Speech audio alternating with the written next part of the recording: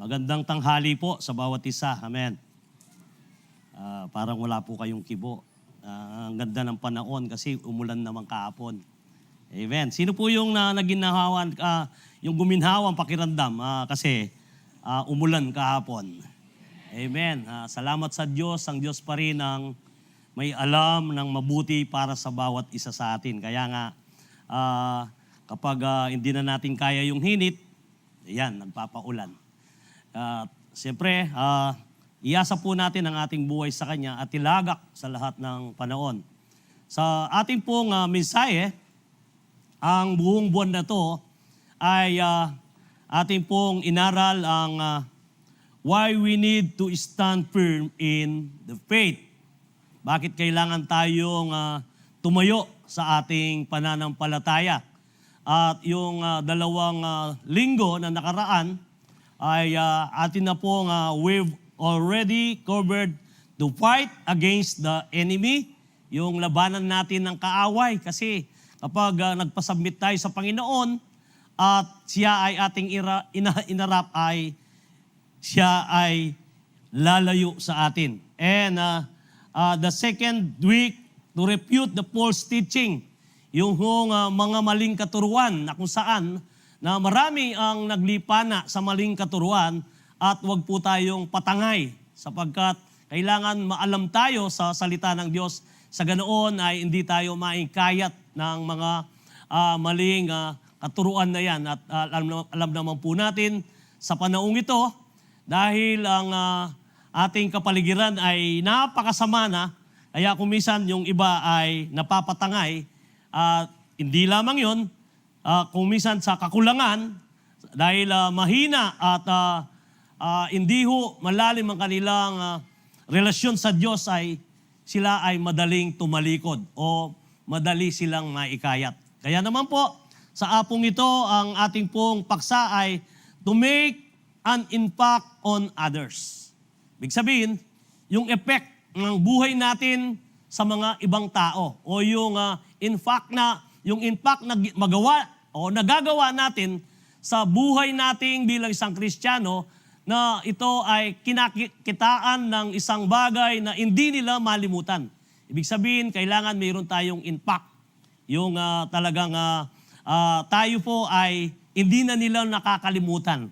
O kaya naman, makita nila na parang tayo ay isang tao na importante sa kanila na nagdadala ito ng kasiglaan, yung kalakasan, yung nakaka-encourage, hindi nakaka-discourage. Kasi nga, bilang isang tunay na Kristiyano, kailangan meron tayong impact sa kanila. Amen po ba? Kaya nga po, dito sa ating teksto, sabi nga, sa Romans chapter 14, verse 7, For none of us lives for ourselves alone, and none of us dies for ourselves alone. So dito po, walang sino mang nabubuhay sa sarili lamang, ang sabi ng ating binasa. At ang sabi naman po ng kadugtong yan, kung tayo ay nabubuhay, kailangan mabuhay tayo para sa Diyos. At kung tayo ay mamamatay tayo para sa Diyos. Amen. So sige po, tayo po'y manalangin. Aming Diyos, nagpapasalamat po kami sa tanghaling ito. Samahan mo po ang bawat isa sa amin. At iyo pong bigyan ng kapangyarihan ng iyong salita. Ayan mo sa aming kalagitnahan, ang banal mong Espiritu, ang siyang makikasi sa bawat isa sa amin. Panginoong Yesus, wala ka pong lalampasan sa bawat isa sa amin sa tanghaling ito. Hayaan mo, O Diyos, na madama namin ang kapayapaan at kagalakan sa aming mga puso. At ang iyong salita, Panginoon, ay siyang magsilbing pag-asa ng bawat isa. Sa ganoon, Panginoon, ito po ay magdala ng kalakasan sa aming espiritual na buhay. Hayaan mo rin, O Diyos, ang lahat ng aking sasabihin ay manggaling sa iyo.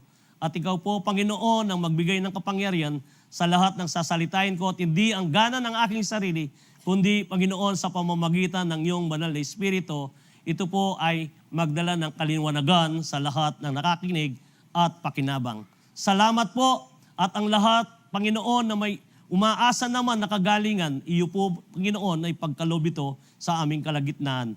Ang sino mang umaasa naman, O Diyos, na magkaroon ng kagahanan sa kanyang sarili, iyo rin pong ipagkalob dahil sa abag at biyaya mo, alam namin ito ay aming matatanggap. Huwag mo po, Panginoon, na ayahan ng bawat isa na bababa na hindi napuno ang kanilang espiritual. Bagkus, O Diyos, ikaw po ang magsalita sa pamamagitan ng iyong salita sa tanghaling ito. Inupuri ka po namin, pinararangalan, ito pong aming dalangin sa pangalan mo, Jesus. Amen. Sige po, palakpakan natin ang ating Panginoon. Pinag-uusapan po natin ang epekto o impact ng bawat buhay natin sa mga nakapaligid o sa isang komunidad kung saan man tayo nandoon. Ang isang tao na nakapagbibigay po ng isang impluensya o epekto sa kanyang kapaligiran ay isang taong kinasisiyaan ng Diyos. At ito ay nagdadala ng kagalakan at hindi lamang po yun, napupurihan po ang ating Amang nasa langit. Kasi nga, kapag tayo ay tinaguriang isang tagasunod ni Kristo bilang isang Kristiyano, doon ay nakikita nila kung paano tayo namumuhay.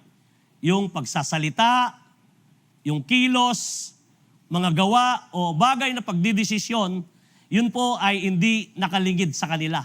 Sapagkat ang totoong makapagbibigay ng isang bisang impact sa kapaligiran ay yaong ang integridad nila ay hindi nakokompromiso. Amen. Kailangan po ang ating integrity ay hindi makompromise. Kapag nakompromise ang ating integridad, lalong-lalo na sa isang bagay na kapag tayo ay dumaranas ng isang pressure o mga problema o inaarap sa ating pangkasalukuyan habang tayo ay gumagawa at doon ay lalabas ang katotohanan na kung ano ang iyong karakter, yung pag-uugali. Subalit, tandahan po natin, kagaya nga ng ating binasa, ang sabi, for no one of us lives for ourselves alone, and none of us dies for ourselves alone. So ito, sa ayaw at sa gusto natin, mayroon pong magiging resulta ang buhay natin. Kung ikaw ay walang integridad, ang resultang makikita o yung maibigay mo na epekto sa iyong kapaligiran ay negatibo. Subalit kung ikaw ay isang taong mayroong integrity na hindi mo kinompromiso, ang mga nakapaligid ay sila ang magsasabi kung ano ang iyong pagkatao. Hindi mo pwedeng itago.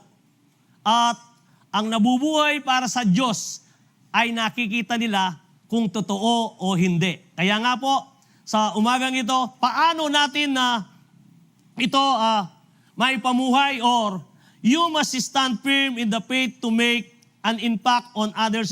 Therefore, number 1, live with integrity even when no one's watching. Yung kahit na isa man na walang nakakakita. Ito po isang sukatan sa atin. At alam naman natin bilang isang Kristiyano na kung ikaw ay talagang genuine Christian, ang iyong buhay ay nakatalaga sa Diyos. Kaya kapag ikaw ay nag-iisa, hindi mo man iniisip na walang nakakakita. Sapagkat ang lagi mong iniisip ay yung Diyos na nakatanaw sa iyo, na sumusubaybay, o ang Diyos na iyong pinaglilingkuran ang siyang nakakakita. Kaya dito makikita mo ang tunay na isang Kristiyano o isang tao na nag-iisa kapag siya ay may ginagawa, may desisyon, may sinasabi, o kaya naman sa kanyang pagpapasya, alam na alam mo kung totoo ito sapagkat subok mo ang iyong sarili, higit lalo kapag ikaw ay nag-iisa. Kasi nga, kung may nakakakita, maaaring ikaw ay manghilag. Pero kapag ikaw ay nag-iisa, kung mayroon kang banal na takot sa Diyos, at sigurado ako, lahat ay hindi makapromiso sa buhay mo. Kasi mayroon kang takot sa Kanya. Alam mo na kahit walang nakakita o witness man, ito ay iyo pa rin ipupursue sapagkat ang iyong iniisip, ang Diyos na nakakakita sa iyo, ang siyang aatol sa uling panahon. Amen. Kaya nga po, ito ay isang bagay na kailangan tayo ay, kahit tayo ay nabubuhay na walang nakakakita o nagbabantay sa atin, kailangan po na tayuan natin ang ating integridad. Why it is important to live with integrity even when no one watching. God sees what people don't and that who you're living for. Yun nga po ang Diyos nakikita niyang lahat yan. Kahit saan ka man pumunta, di ba sabi nga ng salita ng Diyos, kung ako man ay nasa ilalim, may nakikita mo ako. Kung ako man ay nasa itaas, o saan man lugar ako pumunta, ay nakikita mo ako, sabi ng salita ng Diyos. Kung ganoon, hindi lingid ang pamumuhay mo o ang buhay mo sa ating Panginoon, sapagkat siya ang may alam ng lahat ng ito. Dito po makikita po natin sa Proverbs chapter 15 verse 1, ang sabi, the Lord is watching everywhere, keeping His eyes on both the evil and the good. So nakikita niya kung ano ang iyong ginagawa. Gumagawa ka ng masama, gumagawa ka ng mabuti, andyan pa rin ang Diyos. Subalit bilang isang taong may integridad, kailangan piliin natin na ang magawa natin ay yaong mabuti at nakapagbibigay kagalakan sa ating Panginoon. Kasi nga, wala man nakakakita. Let's say for example, yung isang bagay, kagaya po sa isang pinagkatiwalaan, wala ang iyong amo. At pagkatapos ay binigyan ka ng kapamalaan sa isang bahay, at alam mo naman na 2 years bago dumating ang iyong amo, kung binigyan kang kapamalaan sa kanilang tahanan, gawin mo ang mabuti at nararapat na gawin na ito ay ipagpalagay mo na parang bahay mo na rin ang ipinagkatiwala nila sa iyo. Sa ganoon, ano man ang gawin mo, ito ay nakapagbibigay kapurihan sa Diyos. Wala man sila, hindi man nila nakikita, hindi man kailangan mag-report, kailangan magawa mo ang isang bagay na kung saan na ito ay nakapagbibigay ng kaluguran. Amen. Kaya kung minsan pagdating ng mga amo mo, yung expect nila na makita nilang bahay, halimbawa may mga ardinyan o ano pa man, yung iniisip nila na iniwanan nila na ganito, pagkatapos ay nabalitaan pa nila na sa Pilipinas ay sobrang init, tagtuyot o ano, pagkatapos pagdating nila ay makita pa nila na yung kakaiba, makita nila yung ardin, napakaganda, makita nila yung bahay, napakalinis, at alam niyo po, kung minsan, ito ay magdadala pa rin ng pagpapala sa iyo. Minsan, hindi ka man umihingi o hindi ka man upang sa ganoon, ikaw ay mabigyan ng sasabihin nating bonus o aumento ng may-hari at ibibigay yon sa iyo sapagkat siya'y nasiyan. What more kung ang ating Diyos ay nabibigyan natin ng kapurihan? E di tuloy-tuloy ang pagpapala, amen.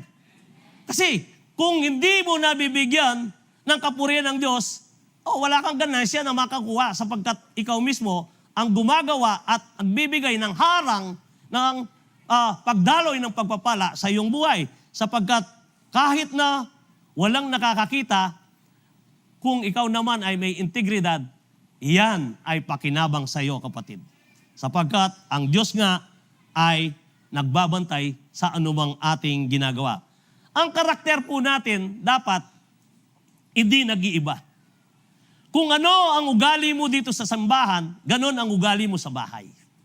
Kung ano ang ugali mo sa bahay, ganon din ang ugali mo sa opisina. Kung ano ang ugali mo sa opisina, gayon din ang ugali mo sa pagsakay mo ng sasakyan. Kung ikaw ay nagko-commute. Ibig sabihin, hindi pa iba-iba. Kasi, kaya nga, sabi nga, naibigay na alimbawa kagabi ni Pastor Manny, yung letter A dito sa Philippines ay letter A din sa Amerika sapagkat yan ay karakter. Hindi pwedeng yung letter A dito ay mag-letter B doon. Ibig sabihin, hindi nag-iba. Kung ang letter A noong 1991 and then to 2026, letter A pa rin. Hindi nag-iba. Ito ay karakter. Kaya kung ang karakter natin ay hindi nag-iba, consistent tayo, ibig sabihin, meron tayong integridad at maaasahan tayo. Ito po ang kailangan nating ipamuhay bilang isang Kristiyano. Kaya sabi nga ng ating, kailangan na ang pagtayo natin sa ating pananampalataya, kailangan kung tayo ay nabubuhay na may integridad, kahit na ikamatay natin, mayroon pa ring integridad. Nakikita niyo po ang ating bansa kaya magulo. Kaya dapat po ay lagi nating isama sa ating panalangin walang integridad ang mga namumuno natin sa kasalukuyan na kung saan ang iniisip nilang pakinabang o isalba ang kanilang sarili kahit na gaano kasama ay inilalagay nila ang kanilang sarili. Kaya hindi po natin sila maasaan. Subalit, bilang isang Kristiyano, kinakailangan na mag-umpisat sa atin ang ganitong pag-uugali na kailangan ay maasaan tayo ng ating bansa upang sa ganon ang epekto nating maidudulot sa ating kapaligiran ay mayroon pong impact sa bawat isa. Amen. Hindi yung dumarating ka pa lang ay parang pinagsawaan ka na.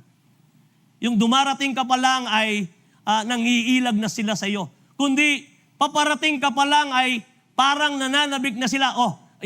Bibigyan ka ng isang lugar o ianda nilang upuan. Ay dito ka upo. Yung mayroong tila pananabik sa iyong pagdating sapagkat alam nila mayroong pakinabang na sila ay maririnig sa pananalita at mayroong pakinabang na sila ay may makikita at kapag ikaw ay nagsalita, isang bagay na nakaka-encourage, hindi nakaka-discourage. Amen. Kaya nakakalungkot po at kitang-kita sa buong mundo ang bansa natin sa kasalukuyan ay ganito ang nangyayari. At hindi naman po lingid sa inyo. Alam ko, maraming nanonood ng balita kung papaano sa nangyayari na isipin mo na sila-sila at pagkatapos ay nagsisisian pa sila ngayon. Kaya anong nangyayari? Ang lahat ng sisi o bunton ng pagsisisi ay nasa liderato natin. At totoo nga naman. Kaya nga tayo ay hindi nakakapamuhay na mapayapa. Subalit, sabi nga ni Timothy, ipanalangin natin ang ating bansa upang sa ganoon tayo po ay makapamuhay ng matiwasay. Amen. Ipanalangin natin ang ating mga leader upang sa ganoon sila'y mabago at magkaroon po sila ng kaisipan na ang kanilang integridad ay pangangalagaan nila. Hindi po yung para silang butterfly na lipat dito, lipat doon at pagkatapos kung sino ang uupo kahit sila'y gumawa ng mga karumal-dumal na kurakot at upang sa ganoon ay may salba ang kanilang sarili, kakampi na naman sa iba na alam nila ito'y malakas at ito ang may luklok. Ito po ang nangyayari sa ating bansa. Sino ang nagsasaper ngayon? Tayo! Tayo na nasa ilalim ng kanilang pamamahala, tayo ang epektado. Higit sa lahat, yung mga taong manumano ang paghahanap buhay nila. Yung pong sinasabi kong manumano dito, yung isang araw, kakainin nila, pagkatapos kinabukasan, yung isang araw na naman, nakakainin nila yung sahod nila. Kawawa ang mga mamamayan na ganitong sitwasyon. Paano tayo ulag po sa ganon? Kailangan po tayo mismo ay magkaroon ng impact sa ating kapaligiran o sa ating kinaroroonan kung saan man tayo nakatira sa isang komunidad. Amen po ba? At parang yung iba, di ko naman kayo ginagawang politiko, kundi sinasabi ko po ito upang sa ganoon tayo ay magkaroon ng epekto sa ating kapaligiran. Kaya maina yung amen nila. Yung iba ayaw ata nila. Di ko po kayo ginagawang politiko, kundi ang aking pong pangikayat sa inyo bilang isang Kristiyano, ang inyong integridad ay magkaroon ng impact sa ating kapaligiran. Amen? Yan. Kuminsan nag-iiba eh. Kaya dito, makikita po natin, the Lord is watching everywhere. Sabi nga ng ating binasa, keeping His eyes on the evil and good. At sa Hebrew chapter 4 verse 13, sabi nga rito, nothing in all creation is hidden from God's sight. Everything is uncovered and laid bare before the eyes of Him in whom we must give account. So, walang lihim na hindi po ito mabubunyag. Kaya nga, nakita ho natin ang nangyari sa ating bansa. Ito pa rin ang halimbawa ko sa inyo. Bakit dumami ang katiwalian? Sa ating mga dalangin na walang hinto, in-expose ng Panginoon ang lahat ng kasamaan na parang cancer sa ating lipunan. Kung di i-expose ng Panginoon yan, ang resources ng buong bansa ay mauubos at iilang tao lang ang aawak ng ating yaman sa bansang ito. Subalit, sa ating kapapanalangin at sa ating mga ginagawa, tumutugon ang Diyos. Kaya na-expose ang lahat ng yan, ng katiwalian, kasamaan, at ibig sabihin ito, hindi po tayo ihinto at hindi po natutulog ang ating Diyos at ang lahat ng lihim na nangyayari na nagbibigay pahirap ay Kanya itong isinisiwalat. At maging sa atin, higit lalo kung tayo ay Kristiyano, kung mayroon ka pang lihim na bagay na ginagawa na at hindi na-expose, kapatid, magdalawang isip ka. Wag mong gawin na ipagpatuloy mo na nag-e-enjoy ka sa kasalanan o sa isang bagay na ginagawa mo laban sa Diyos, sapagkat ang sabi nga ng ating binasa, nothing in all creation is hidden from God's sight. At sa paningin ng Diyos, ilalantad ang lahat ng yan. Everything is uncovered. Kahit na iyan ay ilagay mo pa sa isang lalagyan na walang singaw.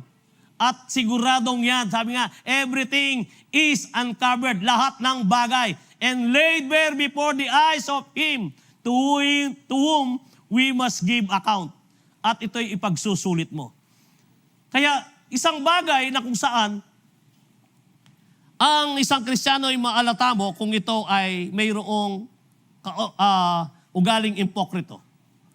Kapag siya ay nakaharap sa mga marami, tila parang yung kanyang kilos at galaw ay nakikibagay sa mga marami na akala mo yun ang totoo niyang buhay. Subalit, kakitaan mo ng totoo ang isang Kristiyano sa kanyang pamumuhay at sa kanyang pagsasarili at sa kanyang pakikialo ay iisa lang ang nililitaw niyang pag-uugali.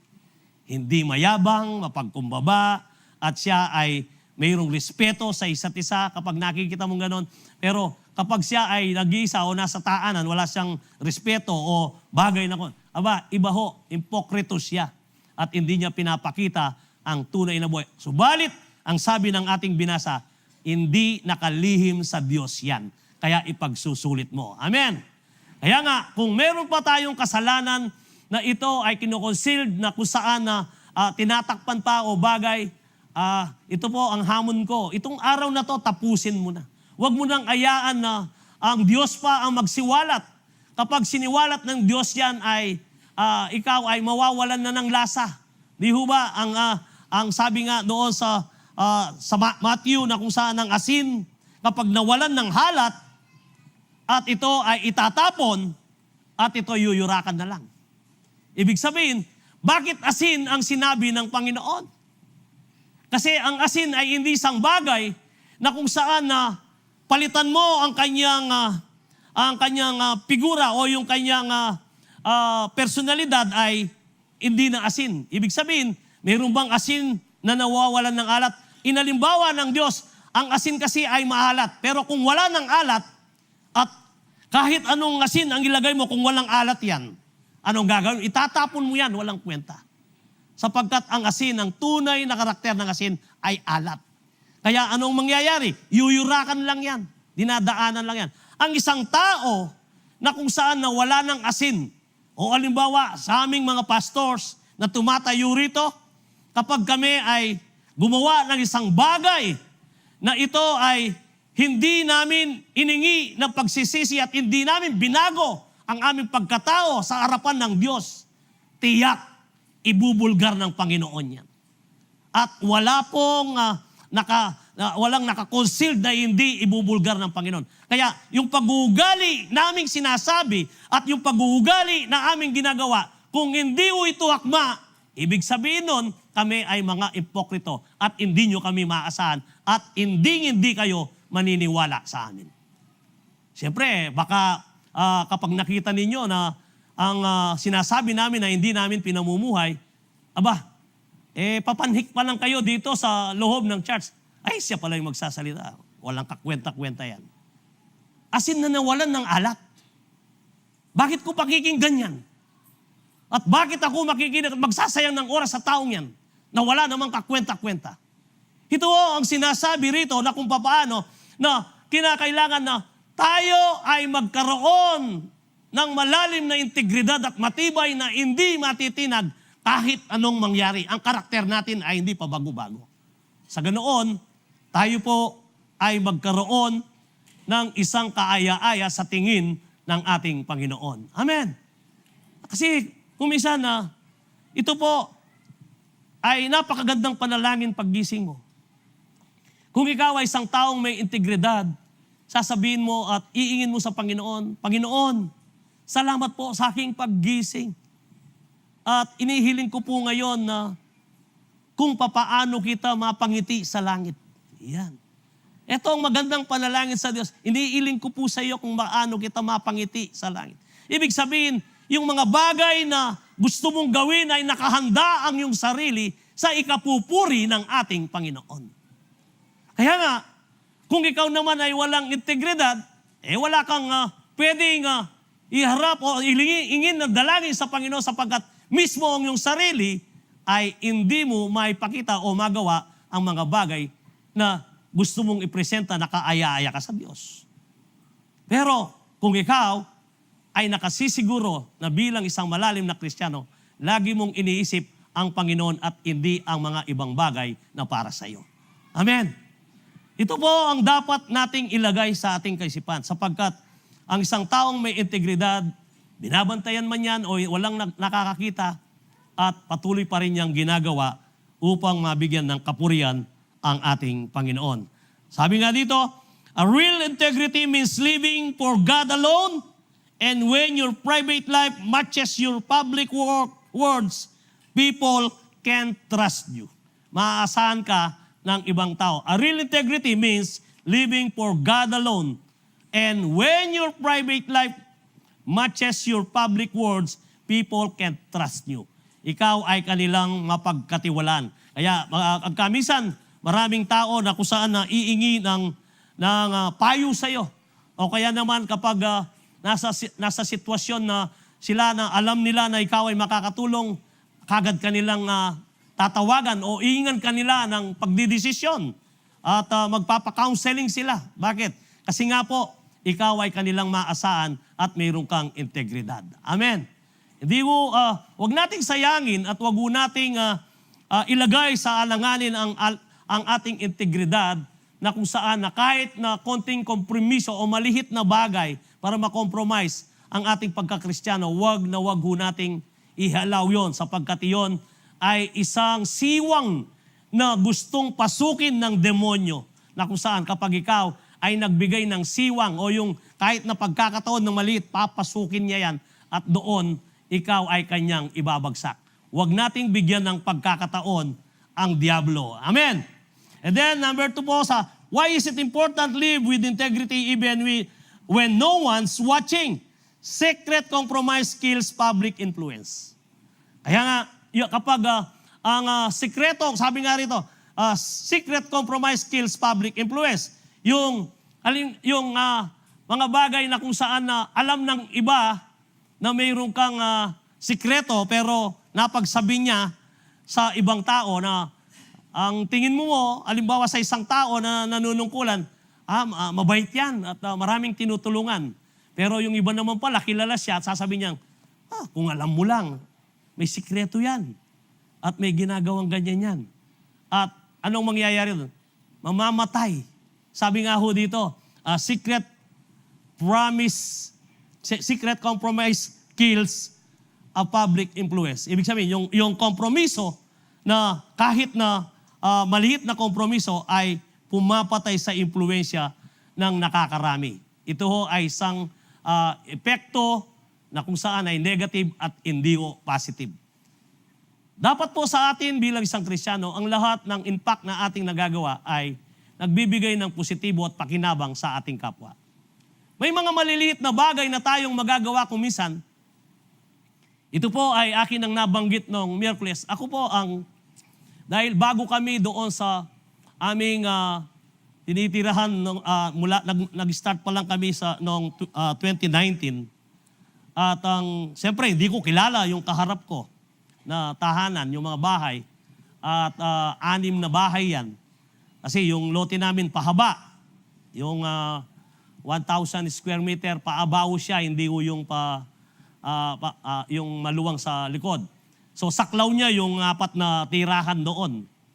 At kapag ako ay nagwawalis sa harap, winawalis ko na rin ang kanila. Ito ang ginagawa ko. Kapag ako'y nagdidilig sa harapan, yung maaba kong os, inilalagay ko, dinidiligan ko na rin yun. Bandang uli, yung mga kapitbahay ko ron, ang tawag nila sa akin, Bap. Bap, salamat po. Ako'y uncle na nila ngayon. Ayan. Kaya, bilang uncle, siyempre, uncle na nila ako eh. Bilang uncle, ako po ay gumagawa pa na. Pag nagtanim ako ng saging, pag ako ay nag-harvest, kung 4 na ba yun, may tigi-tigi sa silang piling. Yan. Painugin natin. Alam niyo po, itong bagay na napakalihit na aking nagawa ay may impact sa kanila. Pwede ko ngayon silang pasukin sa kanilang taanan kapag may birthday, kapag may okasyon, sasabihin na, ay si pastor, magpa-pray tayo. Yan. Isipin mo, 5 tahanan yon. Pinapanalangin ko kada may okasyon sila. At pagkatapos, sinasabihan ko sila sa salita ng Diyos. And then, kapag nakikita nila ako na magwawalis, Bap, bukas ako naman po na yan. Tingnan mo, ito ay nakakaawa. Yung maawaan mo sila sa mga mabuting gawa at sa pagpapakita na tunay nang galing sa iyong puso. Nung una nga, yung isa, ang mahal ng tubig, sabi nila, ang taas ng tubig, ang mahal-mahal ngayon. Pero nakita nila kahit na hindi ko sinasabing, hindi ko inano yung tubig talagang buo. Mahaba yung os ko. Kasi nga, yung alikabok, pumapasok naman sa bahay kapag dumadaan yung mga sasakyan. Pakinabang naman sa amin. Nakita nila yon. Ngayon, marunong na rin silang mandilig. Ibig sabihin, hindi na ako ngayon kapag nakita nilang wala yung sasakyan ko, yung Innova, ilalabas naman ng isa. Pati yung akin, dinidilig.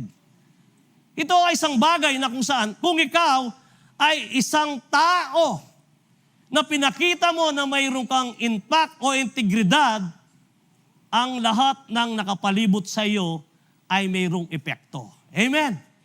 Kaya sino pa dito yung nagwawalis na tinabi yung dumi sa kapitbahay tapos nag-away sila?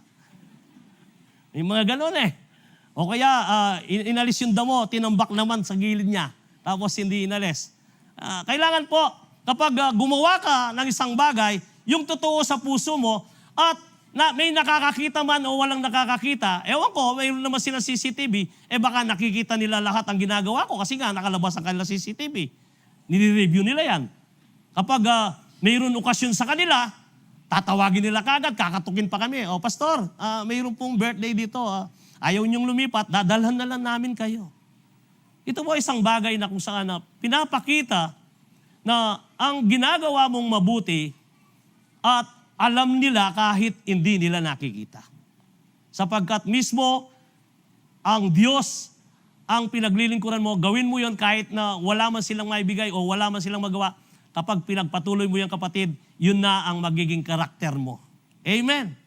So ito po ay isang bagay na nakapagbibigay ng impact. Kaya baka naman yung iba, ang ibinibigay nila sa kapitbahay nila o kapwa nila, impacto. Sino ang yung nakakatakot o kinatatakutan? Kaya sasabi, impacto yan. Imbes na impact ang kanilang pakinabang ay impacto ka sa kanila, yung papasok ka pa lang sa taanan ng pinapatay na nila ang ilaw. Yun. Alam mo yan. Di ba? Papasok ka sa gate mo tapos bukas ang kanilang ilaw, papatayin. Aba, ibig sabihin yun. Ibig sabihin yun na mayroon kang hindi kaaya-ayang ginagawa sa kapitbahay mo. Pero ang isang tao na mayroong isang halimbawa na ibinigay na ganito, sabi nga sa Proverbs chapter 10 verse 9, people with integrity walk safely. Sabi nga rito, people with integrity walk safely, but those who follow crooked paths will be exposed.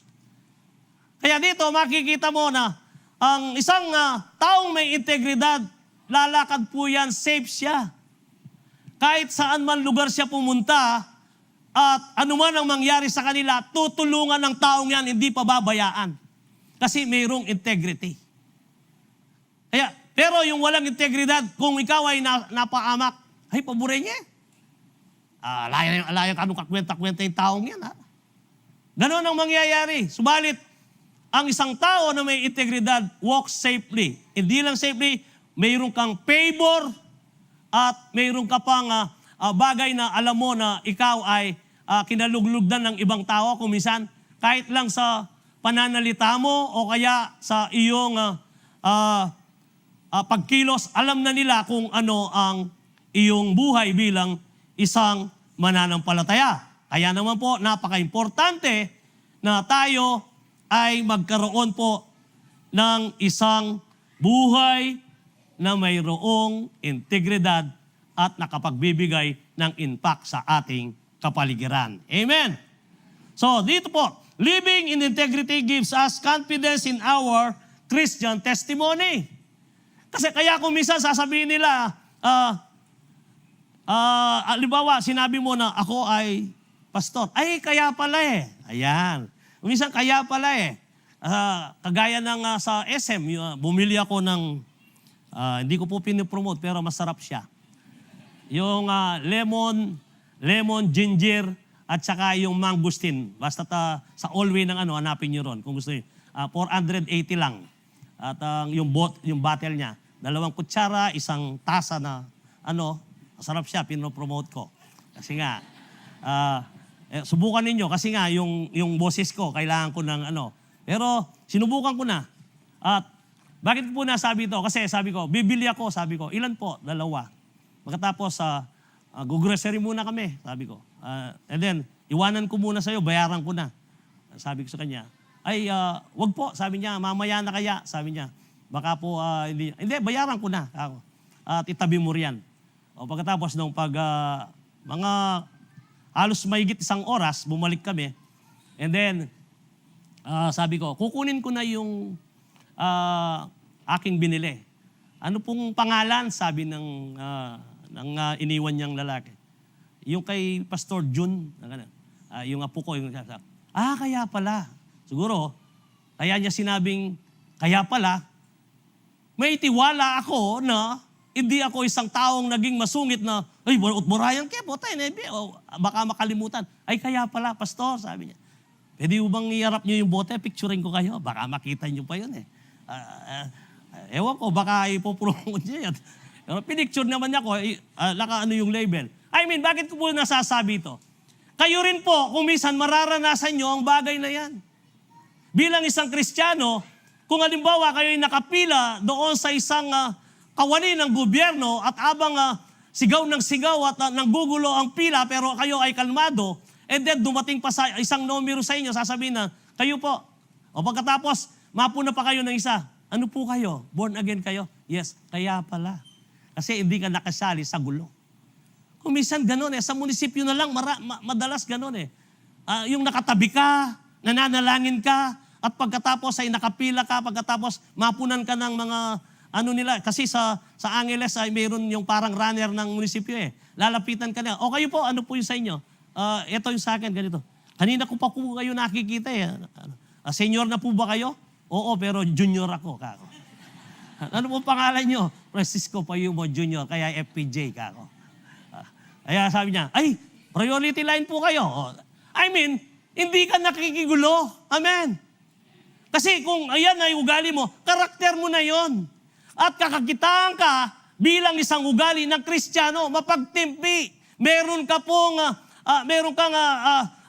yung long suffering na sinasabi, yung bunga ng banal na Espiritu, at hindi lang ho yun. Yung sinasabi nga na meron kang self-discipline. Bakit? Alam mo, ang Diyos mo ang nakakakita, kahit na nakikita ka ng ibang tao ng mundong ito na hindi nila naiintindihan, pero ang Diyos mo naiintindihan nila, kung minsan mismo ang Diyos mo ay magbibigay ng isang pabor sa iyo sa mga kaisipan na kahit gaano man sila kasama sa mundong ito. Amen. Alam niyo po, kung ganito ang magiging kaugalian mo, ikaw ay isang taong pinagpala sa kapaligiran, yung wala kang reklamo. Dati sa traffic, galit din ako. Pero dahil itinuturo namin sa inyo kung paano na Huwag tayong magalit sa mga lumulusot sa atin. Instead na nagagawa na natin ngayon yun. Bakit? Tayong lahat po ay natuturuan, hindi lang kayo. Amen? Kaya sama-sama natin itong ilagay sa ating kaisipan, sa ating puso, sa ating pamumuhay, sa ating pagsasalita, sa ating pakikitungo, upang sa ganoon, kakitaan nila na mabuting asal at pakinabang sa lipunan ang lahat ng pamilya ng Calvary Temple Philippines. Alam na nila na tayo'y anak ng Diyos at tunay na Kristiyano. Ito po ang ating ilabas na identity sa mundong ito. At kapag yan po ay nalaman nila, tiyak, hindi tayo kakasya rito. Lahat maraming makikisali at marami tayong maiingkayat. Amen. Then number 2, you must stand firm in the faith to make impact to others. Therefore, encourage others by your good example. Yung pong maging mabuti kang alimbawa.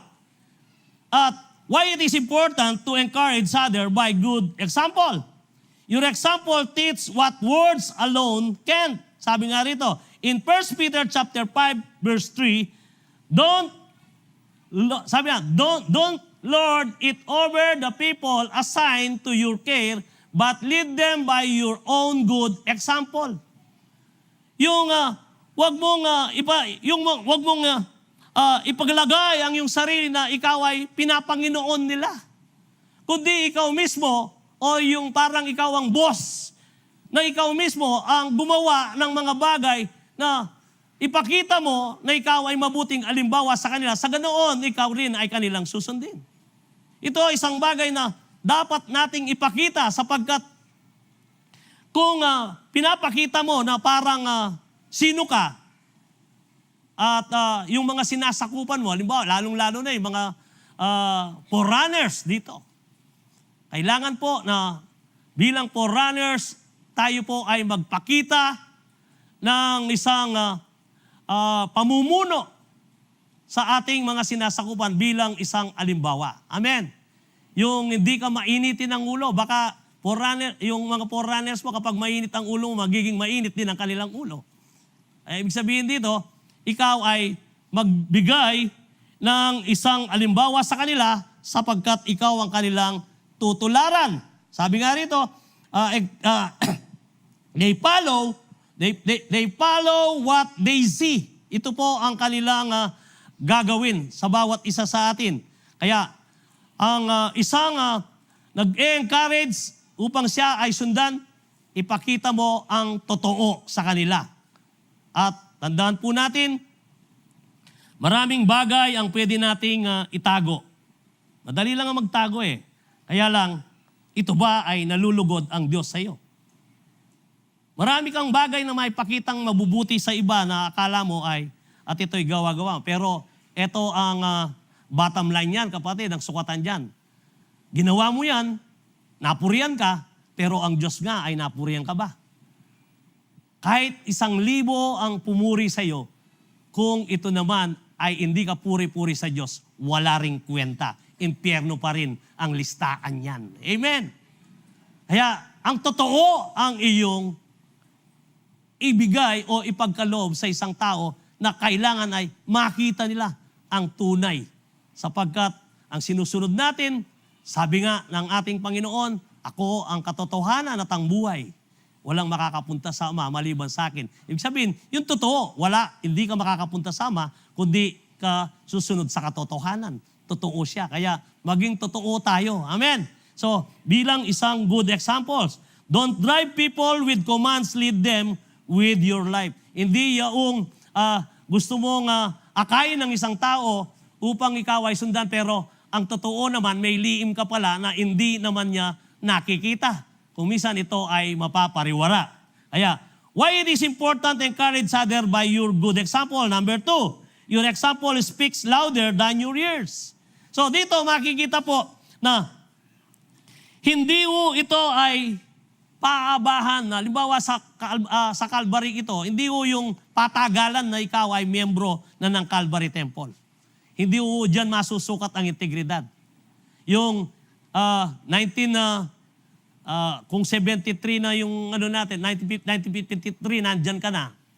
At sasabihin mo, 1953 pa, nandito na ako sa Calvary. Kumusta naman ang pamumuhay mo? Kung 1953 ay sumasamba ka na sa Calvary, tama ba ang pamumuhay mo bilang Calvarian? Or inigitan ka pa ng isang taon na nananambaan na ang lahat ay pinamumuhay niya ayon doon sa kanyang naririnig at ayon sa aral na kanyang kinuha at pinamuhay niya bilang isang Calvarian. Kaya kapatid, wala o sa patagalan yan. Nakita niyo po ba sa mga simenteryo kung minsan? 1901, died. 2001, ay, 100 taon siya. Tapos makita mo yung isa naman ay 1901, died. 1902, ay 1 taon lang siya, bata. I mean, yung 100 taon, ano kaya ang ginawa niya yun? Meron bang impact yun? Meron bang impact sa lipunan na kanyang iniwanan? Bagkus siya nabuhay ng 100 taon? Kung minsan ay kailangan po yung nakita ng tao na iniwanan mo sa mundong ito, yung wala ka na, pinag-uusapan ka pa doon sa mga mabuting gawa mo at sa integridad na iyong iniwanan sa tao. Kasi kung paabaan lang ng ganoon, kung minsan marami pang sasabihin, umaba ang buhay niyan, wala namang kakwenta-kwenta. Bakit umaba ang buhay? Sabi nila, masamang damo, mahaba ang buhay. Hindi totoo yun. Yung iba kasi, nagpapakasama upang umaba ang buhay nila kasi mas mahaba raw ang masamang damo. Wala sa Biblia yan. Ang masasama nga, agad namamatay. Pero, dito po, sinabi ko lang na 100 taon, ano ba ang iniwan mo na legacy na buhay mo na nagkaroon ng impact sa mga tao? Amen. Yung meron tayong kwento at tayo ay pinag-uusapan sa mabuting nagawa o sa mga bagay na iniwan natin at sa nakita nila bilang pamumuhay natin nung tayo ay nabubuhay pa sa mundong ito. Ito ang magandang impact na dapat nating ipakita at iwanan sa mundong ito. Amen. Kung hindi sana, wala tayong binabasa ng mga impact na ginawa ng ating mga binabasa sa Biblia na mga pangalan na karakter na ating sinusundan. Tingnan mo ang impact ni Pablo. Hanggang ngayon, pinag-uusapan. Tingnan mo ang impact ni Stephen. Pinag-uusapan pa rin. Lahat po yan ay pinag-uusapan. Kung walang ginawang impact ang mga yan, wala tayo ngayong susundan at wala tayong pinag-uusapan. Amen. So, paano ngayon? Kailangan lang na ipamuhay natin ito, kapatid. Upang sa ganoon, kung ano ang kanilang nagawa, ay meron din tayong maihambag doon sa pagsunod natin sa ginawa nila at ngayon, tayo sumusunod, mayroon naman tayong iiwanan sa ating pamilya, komunidad, sa mga kaibigan, sa mga kapatid, o sa lahat ng mga tao na iyong nakakasalamuha, ikaw ay kanilang kinagigiliwan. Amen? And then, dito po, don't drive, sabi nga, don't drive the people, commands lead them with your life. Yung binasa natin kanina sa no? At yung pangalawa naman, yung example na speaks louder than yours, yung Timothy. Ngayon, dito po, sinasabi, don't let anyone look down on you because you are a young, but set an example for the believers in speech and conduct, in love, in faith, and in purity. Bakit po sinabi ni Pablo ito kay Timoteo? Kasi nga, nakabilanggo si Pablo, pero nakikita nila, bata itong pastor na si Timothy. Pero anong sinabi ni Pablo sa kanya? Basta't ang gawin mo ay alagaan mo ang iyong integrity. Huwag mong ayaan na ikaw ay amakan sapagkat ipamuhay mo ang salita ng Diyos. At sundin mo ang salita ng Diyos. At ito ang buhay na iyong ipresenta sa kanila. Sa ganoon, ang sabi ni Pablo, huwag mong ayaan na ikaw ay amakin. Hindi naman siya naamak. Kasi nga, ang integridad na itinuro ni Pablo kay Timothy, sinundan ni Timothy, bagkus napakabata ni Timothy. Amen! Kaya wala po sa tanda. Nagets niyo po ba? Wala sa edad, bata o matanda. Yung integridad at pinamuhay at kinilos at galaw o salita na kanyang ginamit o ipinamuhay niya, iyon ang sukatan dito bilang isang mananampalataya kay Kristo. Wala o sa patagalan dito kung ilang taong ka ng miyembro, kundi ang lahat ipakita mo na pinamumuhay mo ang salita ni Kristo sa buhay mo, iyon ay mayroong integridad saan ka man pumunta. Amen. So, don't tell people how long you have been a Christians, but show them how to be a Christians. So, dito po, wag mong ipagmalaki sa tao kung kailan at gaano ka nakatagal. Kundi, ang sabi nga rito, then how to be a Christian.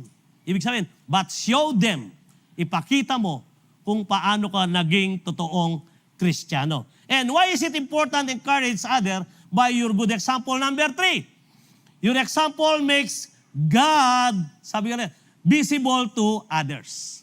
Ibig sabihin po rito, in Matthew 5:16, in the same way, let your light shines before others, that they may see your good deeds and glorify your Father in heaven.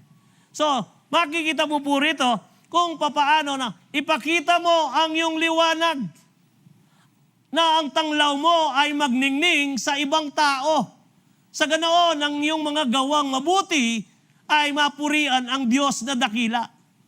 Kung ikaw ay gumagawa ng mga bagay na kaliwanagan at nakakaawa ka sa mga taong wala sa liwanag, sila ay namumulat sa katotohanan. Sila po ay nagkakaroon ngayon ng isang kaisipan na sila ay nagiginawahan, hindi lamang yon, kundi naliliwanagan ng kanilang isipan at sila ay unti-unting nababago bilang isang tao kapag nakita na ikaw ay isang tunay na Kristiyano. Yung mayroon silang paggalang, mayroon silang respeto.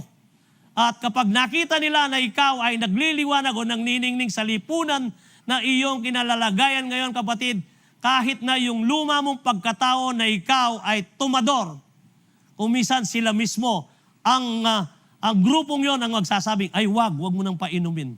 Hindi na ano yan. Kristiyano na yan. Sila mismo ipagtatanggol kanila. Amen. Ito po ay isang kakitaan na katotohanan na mayroon silang respeto sa iyo.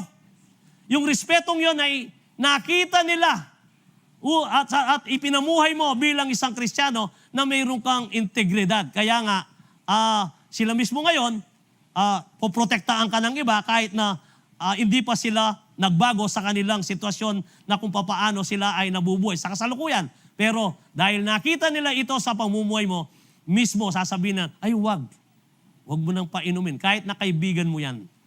Bakit? Kasi nga po, nakita nila kung papaano ka namuhay na isang tao na matatag at hindi nag-iba sa iyong pananampalataya. Amen. Kaya kapatid, tandaan mo, stand firm in the faith means you don't hide your light.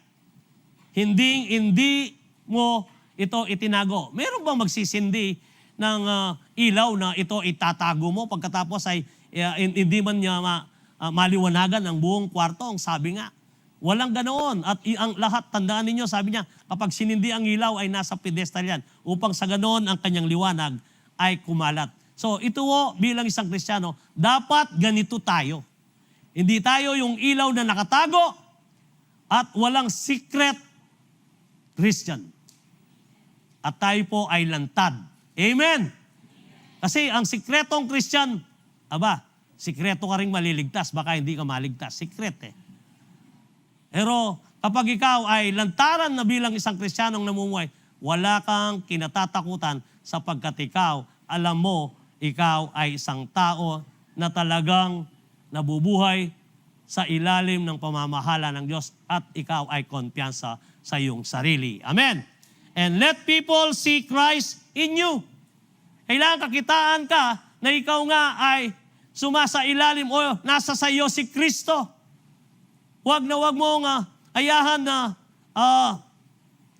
maalipusta ang ating Panginoon sa buhay mo, kapatid. Kaya ipakita mo na ikaw ay isang tao na mayroong isang alimbawa na kapupulutan.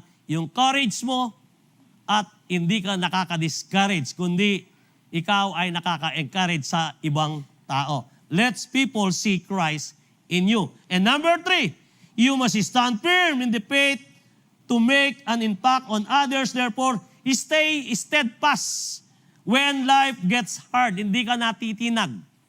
Ibig sabihin, yung steadfast love ng Panginoon ay sumasayo. Why it is important to stay steady when life gets hard if you want to make an impact on others? Your steadiness becomes their proof. Ibig sabihin, ito ang katibayan na ikaw ay hindi nagbabago. Kagaya ng nasabi ko nung una, na ikaw man ay may dinadaan ng pressure, kung ikaw ay isang tao na talagang steady, yun pa rin. Yung desisyon mo o yung pamumuhay mo, yun pa rin, hindi mag-iba kahit na may pressure na tumutulak sa'yo upang mag-iba ka at hindi ka bibigay. Ibig sabihin nun, you steadfast when life gets hard. Yung bagay na anuman ang kinakarap mo. Ang halimbawa na ating makikita rito, yung your steadiness becomes their proof. At isang tao na karakter sa Biblia, ang pwede nating kapulutan ng aral ay si Job. Si Job. Sa Job chapter 2 verse 9 to 10, anong sabi dito? His wife said to him, "Are you still maintaining your integrity? Curse God and died." So he replied, "You are talking like a foolish woman. Shall we accept good from God and not trouble?"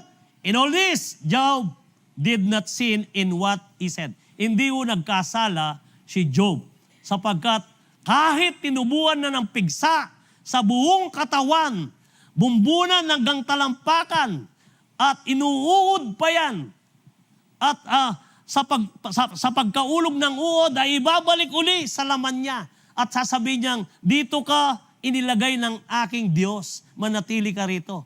At sa kati at irap, bumasag siya ng palayok, kinakayod araw-araw yan. Pero anong sabi ng kanyang asawa? Ang sabi ng kanyang asawa, sumpahin mo na ang Diyos mo para mamatay ka na. Pero ano sinabi ni Job? Ang sabi ho ni Job, nanatili siyang matatag at hindi nag-iba. At ang sabi nga ni Job na kung saan, shall we accept good from God and not trouble? In all this, Job did not sin in what he said. Tayo kaya, kapag dumadaan na tayo ng pressure sa kumpanya na ating pinagtatrabahuan, o dumadaan tayo ng pagsubok sa ating taanan, o kaya naman na isang bagay na hinarap mo na tila hindi mo na kaya, ano kaya ang ating magiging posisyon bilang isang mananampalataya? Mag-iiba ba ang ating karakter o ang ating desisyon sa ating sarili? Ang ating pananampalataya ba ay iyon ang ibababa o ipagpapatuloy mo pa? Kapatid, ito ang nakataya sa atin bilang isang Kristiyano. Kung ano ang ating pananampalataya, kahit ikamatay natin ito, kailangan ito pa rin ang makita ng ating kapaligiran. Sa ganoon, tayo ay kakitaan ng isang matatag at hindi nag-iba sa ating pananampalataya. Amen. Kahit gaano kahirap. Sapagkat, kagaya nga ni Job, pagkatapos nito, ano ang ginawa ng Diyos? Doble-dobleng pagpapala ang ipinalit niya. Namatay ang kanyang mga anak at nagkaanak uli ang bungangerang asawa niya na nakaigit pa sa dati. At ang kanyang mga ari-arian, tupa, baka, dinoble ng Panginoon. Kaya, at ang sakit na nararamdaman ni Job, tiniis niya. Alam natin na sa kwento na sa second round pa lang, wala nang diablo. Kasi nilagay lang ang pigsa. Kasi ang kondisyon doon ay, wag mo lang patayin, ang sabi ng Diyos. Kaya anong ginawa niya? Naglagay siya ng uod, naglagay siya ng pigsa. Hindi, kasi ang usapan, hindi niya pwedeng patayin. Mananagot siya sa Diyos kapag pinatay niya. Kaya anong nangyari? Yung pinakamasakit at pinakamairap na ang ginawa ng demonyo. At pagkatapos nun, umalis na siya. Kasi nga, narinig niya si Job. Anong sabi ni Job? Nung marinig niya si Job dito, sa kanya sinabi, sabi nga, shall we accept good from God and not trouble? Umalis na ang demonyo. Talo na siya. At kaya lang umaba ang ang karamdaman na nararamdaman ni Job, hindi niya alam na kailangan lang na siya ay manalangin at ang kanyang sarili ay ipaubaya sa Diyos. Akala niya sa kanyang sarili kaya niya. Pero hindi niya alam, doon pa lang sa sinabi niyang yon, talo na ang demonyo, umalis na.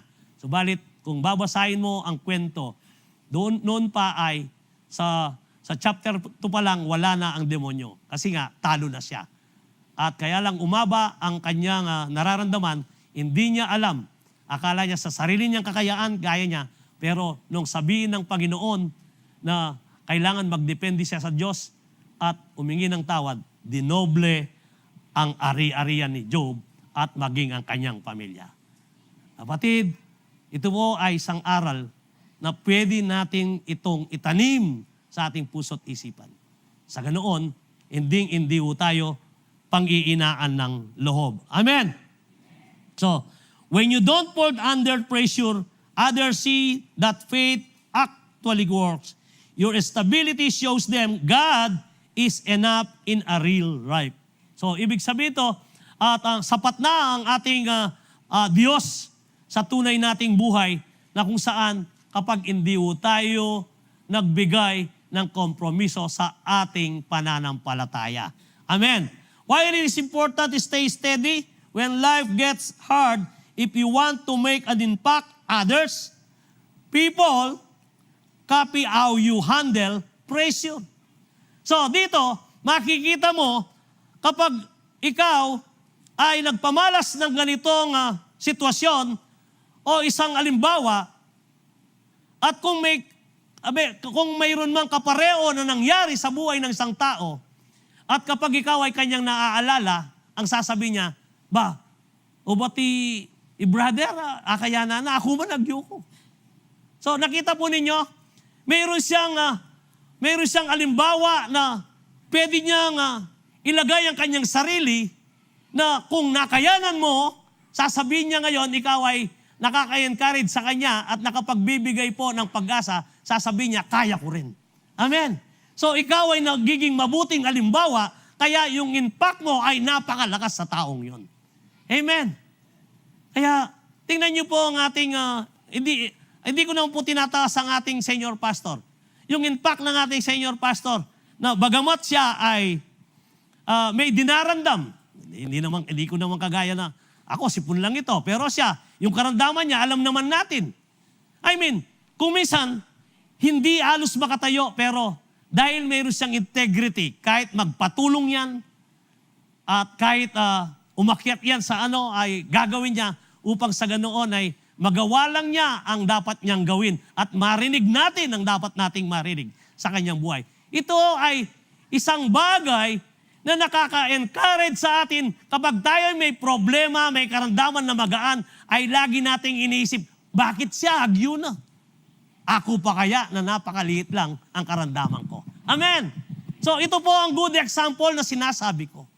Ito ay nakapagbibigay ng encouragement, pag-asa sa kapaligiran mo o sa mga tinuturuan mo kapag ikaw ay mayroon man dinaranas na mabigat at pagkatapos ikaw ay nanatiling tapat sa iyong pananampalataya.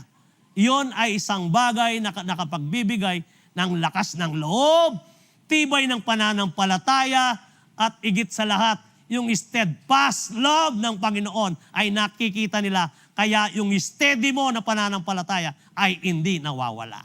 Amen. Pakinabang. Amen po ba? Ito ang kailangang kakitain nila sa atin. Kaya tayong mga ama ng taanan sa bahay, huwag tayong magpakita ng kahinaan ng loob sa ating mga pamilya. Subukan ninyo na kayong ama na magpakita ng kahinaan ng loob sa problema sa taanan. Ang mga anak mo, malungkot lahat yan. Kung 4 yan nakaupo, pinagmamasdan ka nila. Tinitingnan nila yan kung paano mo i-handle. Pero kapag nakita nila na ikaw ay isang matatag, na mayroong pananampalataya sa Diyos, wala silang iniisip, payapa silang natutulog, payapa silang kumakain, at payapa silang nabubuhay. Pero ipakita mo na ikaw ay hindi steady, yung hindi ka steadfast, anong mangyayari? Yun po ay isang weak na makita nila at ang buong pamilya ay apektado. Amen. Sa taanan lang yan. Ano pa'y kung sa isang komunidad nila makita yon? Higit na mas malakas ang impact mo sa isang komunidad sapagkat marami ang nakapaligid sa iyo. Amen. So ikaw ang pag-uusapan. Kaya nga po, isang bagay na kailangan natin, wag nating isuko ang ating pananampalataya sapagkat ito ay importante. Sabi nga, why it is important to study when life gets hard, if you want to make an impact to others, people copy how you handle pressure. In 1 Thessalonians chapter 1, verse 6-7, you became imitator of, sabi nga, as of the Lord, for you welcomed the message in the midst of severe suffering with the joy given by the Holy Spirit. And so, you became a model to all the believers in Macedonia and Achaia. So dito makikita po natin, sabi nga, sapagkat hindi lamang ang salita ng Panginoon ang lumaganap sa Macedonia at sa Achaia, sa pamamagitan ninyo, pati ang balita tungkol sa inyong pananampalataya ay kumalat sa lahat ng dako. At ang sabi pa nga rito, ano pat hindi na kailangan magsalita pa kami tungkol dito, ang sabi ni Pablo sa Thessalonian. Ibig sabihin, yung steadfast na pinakita ng Thessalonian na kung saan gaano mang kairap at ang kanilang pananampalataya, hindi nila sinuko, bagkus sila po'y nanatiling matatag. Kaya ang sabi ni Pablo, hindi na kami kailangan magsalita pa sapagkat nabalitaan nilang lahat, kumalat ang inyong paninindigan, ang sabi ni Paul. Kaya kapatid, kung gusto mo na ang iyong impact ay kumalat, maging matatag ka at wag kang susuko sapagkat kapag hindi ka na natiling matatag, ang lahat ng nakakakita sa iyo, sila rin naman ay magfo-fall sapagkat pang-iinaan sila ng loob. Amen. Iko-consider nilang kanilang sarili sa iyo na ba't ikay, makanyan niyo. Bakit siya ganon? Kaya ako rin. Kaya kung minsan, hindi ka na nakakapagbibigay ng impact sa isang tao, kundi ikaw ay isang tao na nakadiscourage sa kanya. Kaya bandang uli, wala siyang natutunan sa iyo. Kaya sana po, bawat isa sa atin ay manatili tayo na kung saan na steadfast na ang buhay natin, kahit na ito ay gaano kahirap, gaano man ang inaarap natin, sa ganoon tayo ay kakitaan ng pag-asa ng nakatingin sa atin. Amen. Maraming nakatingin sa atin. At higit sa lahat, sino ang masisiyan una? Ang ating amang nasa langit na nakatingin sa atin na magbibigay ng reward. Amen. Siya ang una sapagkat hindi mo mailihim ang lahat ng yan sa Kanya. Kaya nga, people who are new or hurting, sabi nga, people who are new or hurting in their faith are watching you. Your steadiness shows them how to trust instead of panic when trouble hits. Ito ay isang bagay na kung saan na kinakitaan sa iyo at sila din naman ay magiging matatag at mararanasan nila ang iyong naranasan. Amen. And sabi nga rito, why it is important to stay steady when life gets hard if you want to make an impact to others? Hardship is your loudness pulpit. So sabi nga rito, yung dinaranas mo ng paghihirap, siya ang yung pulpito.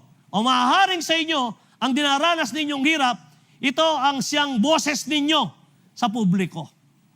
Bawa sa labas. At dito, na ang mga nagsasalita, na bawat tumatayo, ang pulpit na ito, anuman ang dinaranas naming hirap, ito ay isang bagay na nagpapakita at nagdadala pa rin ng pag-asa sa inyo. Subalit sa inyo, sa isang komunidad o sa isang lugar man, ang boses ninyo na ang inyong sinasabi at pinamumuhay, pinakikita, yun ho ang magiging impact sa kapaligiran ninyo at sa mga taong nakakasalumuha ninyo. Amen. So, in Philippians chapter 1, verse 12 to 14, ang sabi ko, and I want you to know, my dear brothers and sisters, that everything that has happened to me here has helped to spread the good news. So dito makita mo si Pablo na siya ay nakabilanggo. Pero anong nangyari? Nung hindi nakabilanggo si Pablo, binalak niyang mag-share sa palasyo, hindi siya makapasok. Subalit, para sa kanya, ang kanyang pagkabilanggo, ang siyang naging paraan upang makarinig ng mabuting balita ang mga gwardya, ang mga sundalo. At sa ganoon, ito ay nakapag-share siya ng gospel doon at sinabi pa nga niya, nakabuti pa nga sa akin ang pagkabilanggo. Tayo, kapag dumaranas tayo ng problema, bakit nangyari ito? Pero si Pablo, ang pananaw niya, hindi ganito. Ano sinabi niya? Nakabuti pa nga, sabi niya. So, anong sabi ni Pablo? Kaya nagre-rejoice siya. Habang siya'y nakakulong, tinatapunan ng dumi, nagre-rejoice siya. Bakit? Napulpil niya ang gusto niyang gawin sapagkat alam niya, ito ay gagawin niya para sa Diyos at hindi para sa kanyang sarili. Amen. Ganon din po ang maging kaisipan natin. Sa ganoon, anuman at gaano kabigat man ang ating dinaranas, anuman ang sitwasyon mo, sabi ng kanta, anuman ang iyong nararanasan, at ipasa Diyos mo ang lahat ng yan, sapagkat ang Diyos ang binibigyan mo ng kapurihan. Amen. Kaya, dapat po, manatili po tayo na maging matatag sa ating pananampalataya. Staying steady when life gets hard makes an impact because your chain can become someone else encouraged. Tandaan mo, anuman ang bagay na kumokontrol sa iyo, iyan ay nakapagbibigay pa ng kapurihan. Sapagkat when you stay faithful in hardship, your trials turns into their fuel. Yung parang nakapagbibigay pa ng kalakasan sa iba. Yung parang yung mahina, yung inisip mo na unti-unti ng, alam mong maubos na ang lakas na mamamatay, pero rini-refuel. Yung ibig sabihin, yung dinadagdagan mo pa ng lakas. Dinadagdagan mo pa ng pag-asa ang tao. Sa ganoon, siya ay makatungo doon sa isang bagay na nakikita niya na may pagsunod sa iyo at ikaw ay ginawang alimbawa. Tandaan po natin, your steadiness shows them to the cause it's worth it. And they speak up because you did not shut down. Hindi ka uminto at hindi ka nagpatalo. Kaya kapatid, isang bagay lang ang dapat nating gawin. Sabi nga, why it is important to stay steady when life gets hard? If you want to make an impact to others, hardship is your louder pulpit. Amen. Kaya sana po, your steadfast faith in the fire give others encourage to keep going and makes the gospel believable. Amen. So sabi ko rito na upang maging kapanipaniwala, your steadfast faith in the fire give others courage to keep going and makes the gospel believable. Amen. So tayo po ay mag-review at tandaan po natin, kailangan po tayong magkaroon ng impact sa ating komunidad na ginagalawan sa kasalukuyan, maging sa taanan, maging sa mga office work ng ating pinagtatrabahuan, kung saan ka man inilagay ng Panginoon. At ito ay hindi nga naman ang pera ang importante kung saan ka nandun, kapatid. Ang importante kung saan ka nilagay ng Panginoon ay ipakita mo ang liwanag mong nagmumula kay Kristo. Amen. And then, to make an impact on others, live with integrity even when no one watching. And encourage others by your good example. Stay steadfast when life gets hard. Kaya nga po, sa araw na ito, o sa tanghaling ito, nawa kayo ay nabigyan at nabusog sa ating salita ng Diyos, sa ating kalagitnaan. At bawat isa sa atin, lahat na tayo, ay nagkaroon ng kalakasan upang sa ganoon tayo po ay magkaroon ng encourage bawat isa na makapagbigay ng impact sa ating komunidad o sa kabuuan ng ating pagkakristyano. Amen. Tayo po'y tumayo at tayo ngayon